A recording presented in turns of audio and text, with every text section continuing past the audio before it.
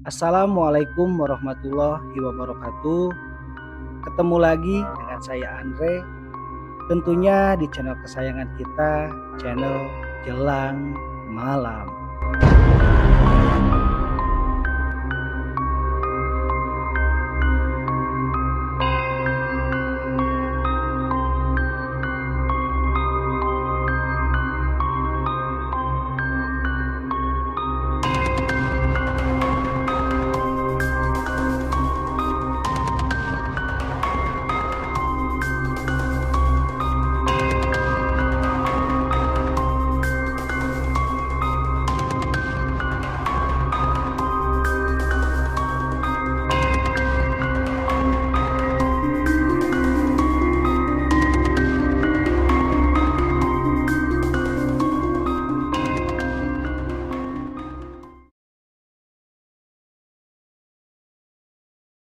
Di video sebelumnya, Jelang Malam telah mengangkat sebuah cerita sumpah pocong yang dialami oleh keluarga Mbak Naila.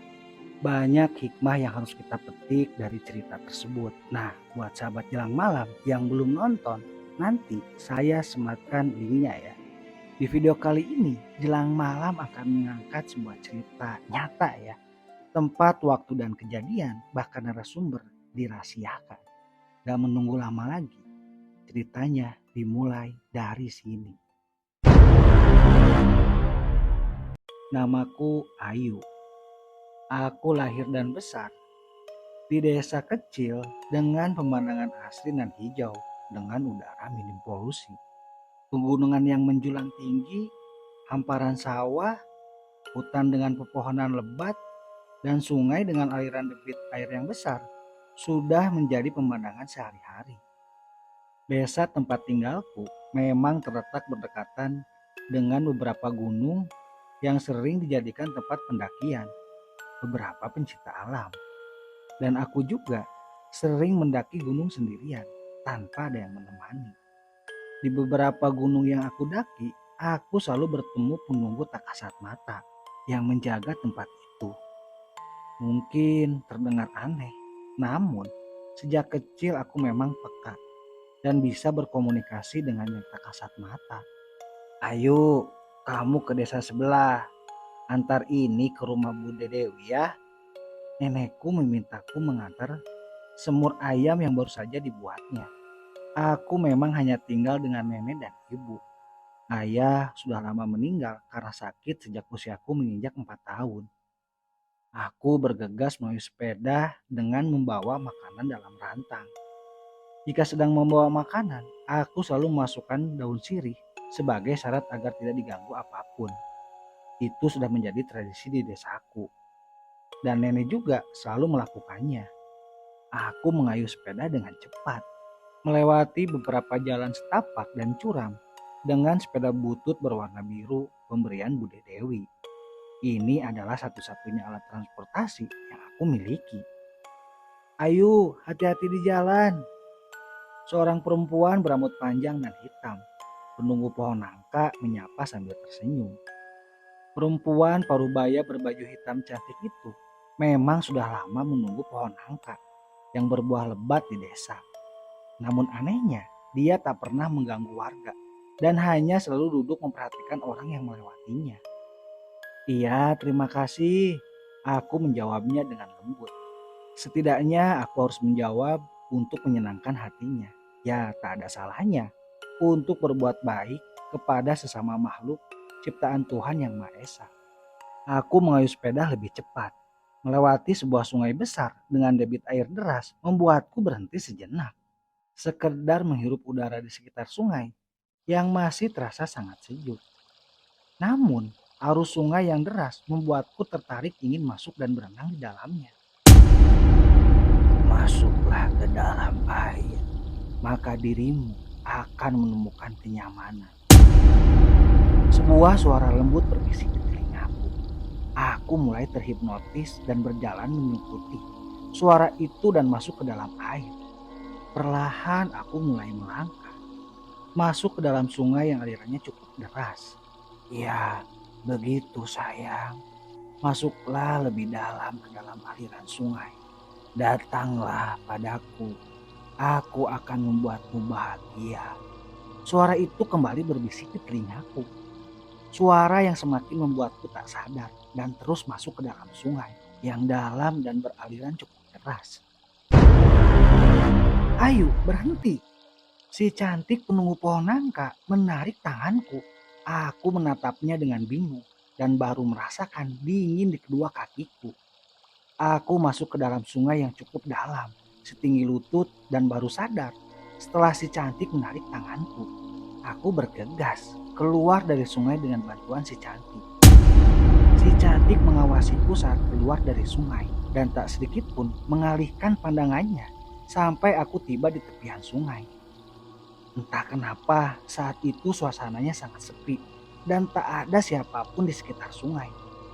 Dan aku melihat wajah laki-laki pucat di sungai yang nampak tersenyum ke arahku. Sungai ini sering meminta nyawa sebagai tumbal. Dia penunggunya. Si cantik mulai bercerita tentang apa yang dia ketahui. Aku terdiam sesaat dan masih merasa bingung. Maksudmu laki-laki berwajah pucat itu yang sering meminta tumbal? Iya betul. Dan kamu hampir saja mati gara-gara masuk ke dalam sungai itu. Si cantik mulai mengomel. Aku hanya tersenyum dan bergegas kembali menaik sepeda menuju rumah Bude. Samar-samar aku kembali mendengar bisikan. Namun aku tak menggubrisnya. Hari ini aku hampir mati dan membuatku jerah melewati sungai ini. Seminggu setelah kejadian itu, terjadilah hal yang sangat menggemparkan. Seorang remaja perempuan dikabarkan hilang setelah berenang di sungai itu. Dan anehnya, dia tidak bisa ditemukan. Beberapa relawan beserta polisi sudah melakukan pencarian selama 3 hari, namun hasilnya nihil. Tak ada apapun dan seorang polisi berseragam datang ke rumah mencari nenekku untuk meminta pertolongan mencari korban remaja yang hilang tersebut. Mereka percaya bahwa korban disembunyikan di alam gaib karena semua area sungai sudah dilakukan pencarian dengan detail namun tidak berhasil. Aku terdiam dan mengikuti nenek yang ikut naik mobil polisi menuju sungai. Ada rasa takut dalam hatiku untuk ke tempat itu lagi. Takut kalau akan ada bisikan yang akan menarikku kembali ke sungai beraliran deras dan dalam itu. Ayo bantu saya. Kamu terawang korban ada di mana? Nanti saya jaga kamu agar tidak diganggu makhluk lain. Nenek langsung meminta bantuanku. Aku mengangguk mengiyakan. Sesampainya di tepian sungai sudah banyak orang berkumpul. Dan mereka penasaran dengan remaja perempuan yang belum ditemukan ini. Nenek memberiku kerudung agar tak seorang pun yang bisa mengenali wajahku. Aku langsung berusaha melihat posisi korban. Namun awalnya terasa sulit. Banyak makhluk gaib yang berusaha mengacaukan penglihatanku. Konsentrasi Ayu, hanya kamu yang bisa menemukan korban. Nenek berusaha membantuku untuk lebih berkonsentrasi. Aku kembali memejamkan mata dan mencoba melihat posisi korban namun gagal. Seperti ada kabut tebal yang menghalangi penglihatanku. Hai, korban memang ada di alam sebelah. Kamu harus masuk ke dalam sungai dan mencari jalan masuknya. Aku akan membantumu, tapi waktu kita terbatas. Si cantik muncul dan menggenggam bahuku. Aku mengangguk paham. Nek, si cantik bilang dia akan membantuku. Dia bilang posisi korban ada di alam sebelah. Yang pintu masuknya ada di dalam sungai sehingga aku harus masuk ke dalamnya. Nenek bantu doa ya. Ucapku pada nenek dan hanya dijawab anggukan kepala. Setelah memakai peralatan renang dan oksigen yang dimiliki salah satu relawan pencari, aku menatap memasuki sungai dan menyelam ke dasarnya. Sungai yang aku selami sangat keruh, dengan jarak pandang kurang dari 1 meter dan arusnya cukup deras. Aku terus menyelam dan menemukan sebuah gerbang di dasar sungai, lalu langsung masuk ke dalamnya. Gerbang yang sering disebut dengan gerbang gaib. Alam manusia dan alam mereka sebenarnya tak jauh berbeda. Aku tak bisa menceritakan secara detail seperti apa, namun begitulah adanya. Aku dan si cantik berdiri di hadapan satu sosok laki-laki bertubuh besar, pucat. Laki-laki itu menatapku dengan tatapan marah dan kesal. Dia yang waktu itu memanggil dan membuatmu masuk ke dalam sungai tanpa kamu sadari. Bisik si cantik dengan lembut. Kembalikan manusia yang kamu tawan. Kembalikan dia padaku. Aku mengatakan dengan tegas tujuanku datang ke alam mereka. Perempuan itu sudah menjadi milik kami. Dia melanggar aturan di tempat kami. Maafkanlah dia. Aku ingin kalian mengembalikan dia padaku. Dia sudah melanggar aturan. Jadi ini adalah hukuman untuknya. Laki-laki itu tetap bersikeras untuk menahan korban lebih lama. Aturan apa yang dia langgar sehingga kalian menyekapnya di alam gaib? Dia berkata kasar tentang kami dan membuang sampah sembarangan di sungai. Padahal kalian tahu kan kalau sungai ini bersih dari sampah. Ada nada marah dalam jawaban sosok ini. Aku terdiam, berusaha memutar otak agar bisa menyelamatkannya. Maafkan dia, sudah cukup kalian menyekapnya di tempat ini. Kembalikan padaku, dan aku janji hal yang sama tak akan terulang kembali. Aku berusaha meyakinkan makhluk itu. Baiklah, bawalah dia. Tapi yang kamu bawa hanya jasadnya saja. Dia akan tetap kami tahan di tempat ini. Laki-laki menunjuk tubuh seorang remaja yang terletak tak bergerak di belakang tubuh besarnya. Pergi, jangan kembali lagi. Aku benci melihat anak indigo yang sok pahlawan sepertimu. Sosok itu kembali mengusirku. Aku bergegas mengangkat tubuh remaja itu dan membawanya kembali. Aku berteriak nyaring ketika bisa keluar dari gerbang gaib dan berenang dengan memegang pelampung besar yang dilemparkan tim relawan dan polisi agar aku tak hanyut karena arus deras aliran sungai. Aku tetap memegang erat jenazah korban dan ketika aku bisa sampai ke tepian sungai, seorang perempuan parubaya menangis histeris melihat jenazah yang kubawa. Aku menyampaikan bela sungkawa dan memberinya pelukan. Ayu, di mana kamu menemukan tubuh korban? Kami benar-benar sudah menyisir seluruh sudut dan kedalaman sungai, namun tak ada yang bisa kami temukan. Polisi yang menjemput aku dan nenek langsung bertanya tanpa basa-basi. Di alam sebelah, dia diikat dan tak bisa pulang karena melanggar aturan mereka. Aku minta maaf, tak bisa membawanya dalam keadaan hidup. Terima kasih sudah membantu kami. Jenazahnya tak bengkak sedikit pun, serta tak berbau busuk.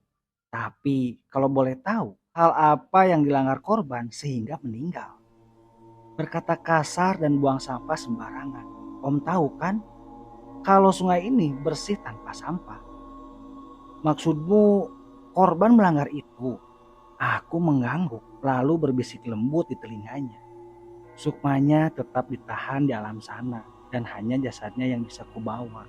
Dengan kata lain, makhluk itu meminta tumbal atas kesalahan korban yaitu nyawa.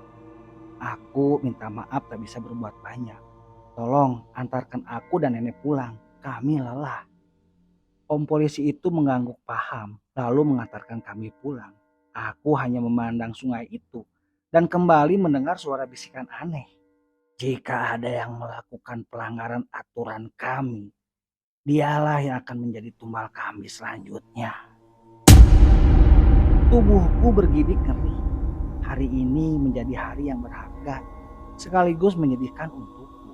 Aku hanya bisa berdoa supaya tak ada korban selanjutnya.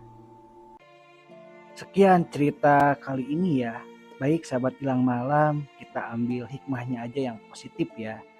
Pada intinya ya ada beberapa aturan yang memang tidak tertulis, akan tetapi ketika kita melakukan bisa berakibat fatal.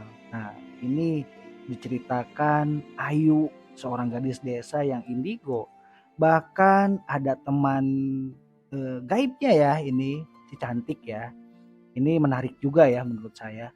Semoga tidak terjadi terhadap kita semua ya. Semoga dijauhkan. Amit-amit ya sahabat Gilang Malam. Akan tetapi ini menurut saya kalau memang Ayu sudah tahu kejadiannya seperti itu, alangkah lebih baiknya dibikin pengumuman aja ya atau ditulis dalam sebuah pengumuman di plang gitu kan, tidak boleh berkata-kata kasar atau membuang sampah di sungai itu, supaya tidak ada lagi korban jiwa ya akibat tumbal ya atau permintaan tumbal dari penghuni sungai tersebut. Nah, selebihnya sahabat Gilang Malam boleh berkomentar di kolom komentar ya. Baik sahabat Gilang Malam, seperti biasa saran dan kritik saya sudah lampirkan, sudah saya tuliskan nomor WA saya di deskripsi.